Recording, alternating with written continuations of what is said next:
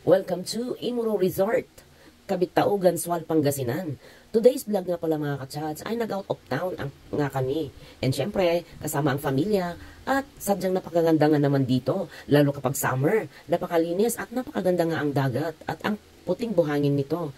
At isa pa nga dyan mga ka-chat ay napakabait din ang may-ari ng resort. At pagdating naman sa gabi, ay libre ang video okay. Kaya naman, kung ikaw ay bago pa lang sa aking channel, ay huwag kalilimutan mag-like, share, comment, and subscribe. At pakipindot na rin yung bell para updated ka sa lahat ng bago kong video na aking i-upload. Ayan, so maraming salamat po. At sulit na sulit nga ang pupuntang mo dito sa resort. At talaga nga naman, ako at ang aking pamilya ay sobrang nag-enjoy nga talaga. Kaya naman, labis po kaming at taos-puso po kaming nagpapasalamat sa may-ari po ng resort. Lalong-lalo na po kay Ma'am Emily at kay Kuya Idong. At kay Ate Marie, of course, sa mainit na pagtanggap niyo po sa amin. At sa lahat po na tumulong sa amin sa pag-stay po ng ilang araw dyan sa resort. So maraming salamat po. At ganun nga ang nangyari mga ka-chats. At ngayon ay kantahan na. Kung ako naman ay mag-asawa, pipiliin ko ng mabilis. Sisit siya, sasakta ko, sasiraan ko. Sisiraan kami hanggang gabi.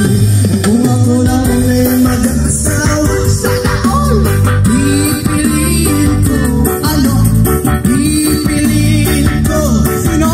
Anak ng libot siya, libot ako. Puro shoot akong 2 points. Puro shoot ako hanggang alas 8. Kung ako naman ay mag-asawa, pipiliin ko.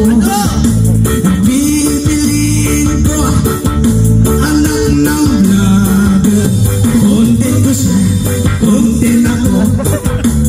Contentan kami, contentan kami hanggang alas 8. Kung ako naman ay mag-asawa, kami mo na mag-asawa, pipiliin ko.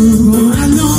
Pipiliin ko. Lyric ko, anak ng mga los-los siya, los-los ako. Ay, dami mong los-los. Los-losan kami, los-losan kami hanggang